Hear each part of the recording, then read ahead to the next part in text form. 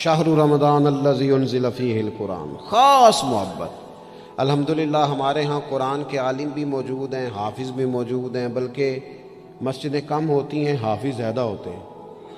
یہ دیکھ لئے مدارس کی خدمات ہیں اللہ کے فضل سے، قراء بھی ہیں، سب کچھ ہے۔ اب ضرورت ہے قرآن پاک سے محبت کرنے والوں کی۔ ہر نقیب، ہر خطیب یہ کہہ رہا ہے کہ سارا قرآن حضور کی تعریف ہے، کہتے ہیں نا جی، تو چاہیے نا کبھی کبھی رکا آئے محفل سے کہ جناب ہمارا دل کر رہا ہے ہمیں سورہ رحمان سنائی جائے۔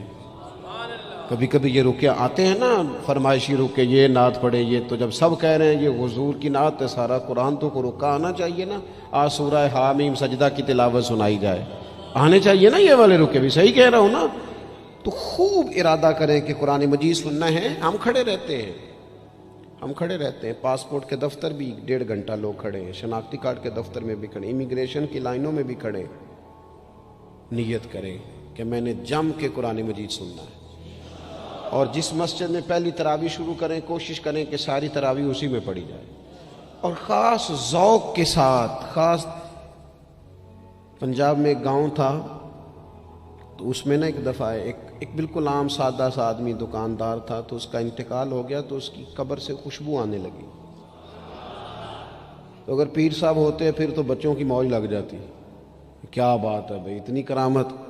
عام سادہ آدمی تھا، قبر سے خوشبو آنے لگی، لوگ پہنچ گئے، معلومات کی، گھر تک گئے، کہا کوئی مطلب ٹھیک ہے داڑھی شریف تھی، نمازی تھا، لیکن کوئی ایسی خاص چیز ہم نے نہیں دیکھی۔ تو اس کے گھر والے بتانے لگے کہ نا قرآن مجید نہیں پڑھا ہوا تھا، بوڑھا آدمی تھا لیکن قرآن مجید سے عشق کرتا تھا،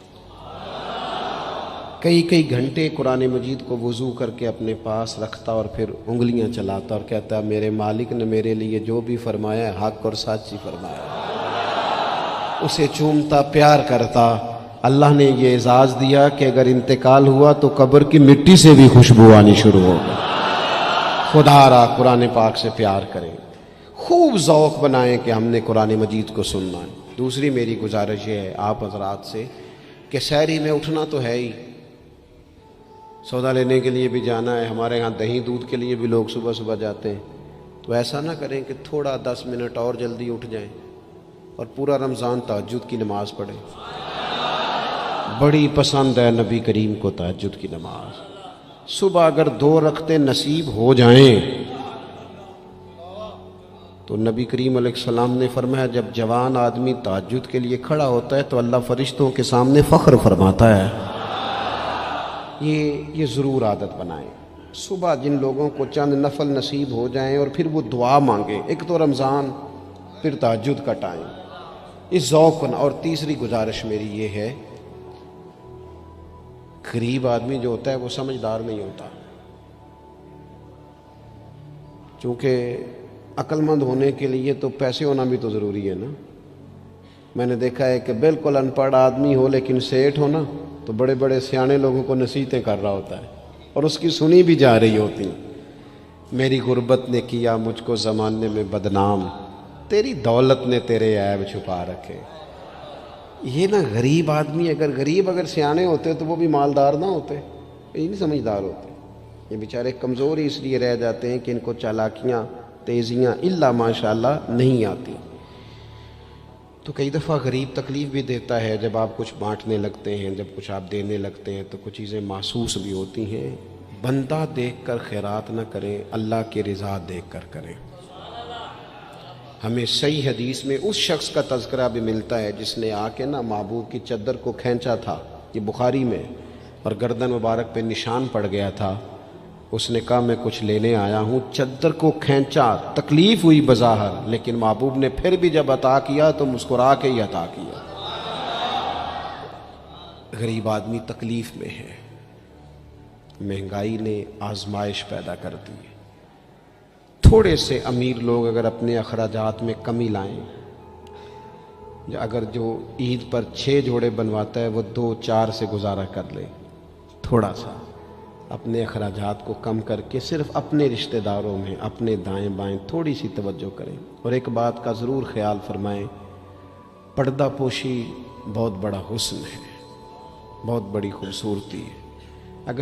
اگر یہ صدقات اور خیرات اور رمضان میں جو مساوات کا مہینہ ہے، اس میں اگر تھوڑی سی نا پردے کے ساتھ، امام ابو نعیم نے لکھا ہے کہ 100 گھر تھا مدینہ شریف میں، 100، تھوڑی سی آبادی ہوتی تھی، 100 گھر کتنا زیادہ ہوگا، 3 وقت کھانا بھی پہنچتا تھا، کپڑے بھی پہنچتے تھے، بیمار کی دوا کے پیسے بھی پہنچتے تھے، کون دے جاتا ہے پتہ کوئی نہیں تھا۔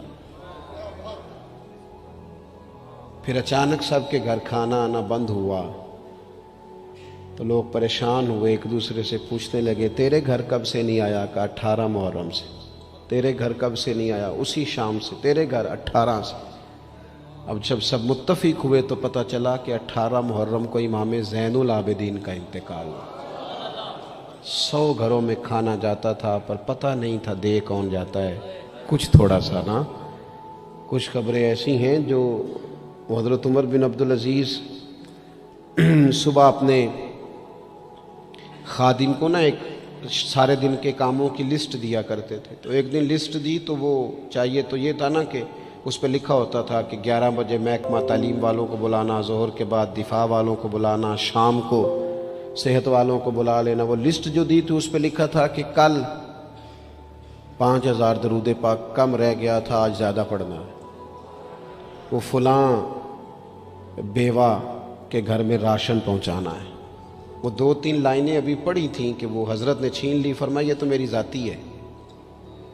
تو مشیر کہنے لگا حضور یہ کب کرتے ہیں، کبھی بتایا نہیں۔ تو آپ فرمانے لگے کچھ پیسے چھپا کے رکھے ہوتے ہیں لوگوں نے کہ مشکل پڑ گئی تو کام آئیں گے۔ میں نے بھی کچھ نیکیاں سب سے چھپائی ہیں، قیامت میں مشکل پڑ گئی تو اللہ کے کرم سے میرے کام آ جائیں گے۔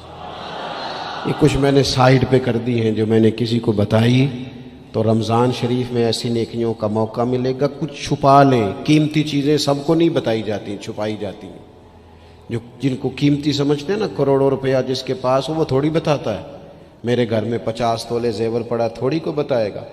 تو قیمتی چیزیں بتائی نہیں جاتی، چھپائی جاتی ہیں۔ اپنی نیکیوں کو قیمتی بنائیں، ان کو چھپائیں۔ اللہ کے حضور دعا کرتا ہوں، یہ حضرت نے بھی اس پر بات کی تھی اور مجھے بھی ارشاد فرمایا، یہ جو آپس کی رنجشیں ہیں نا، جب مقاصد بڑے ہوتے ہیں پھر رنجشیں نہیں ہوتی۔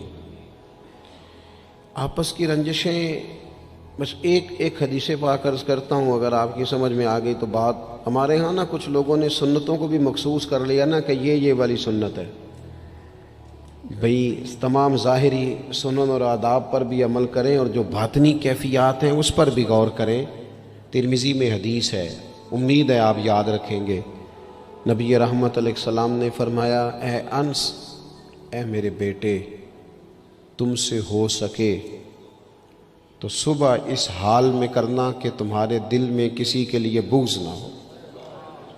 صبح اس حال میں کرنا کہ تمہارے دل میں کسی کے لیے بغض نہ ہو۔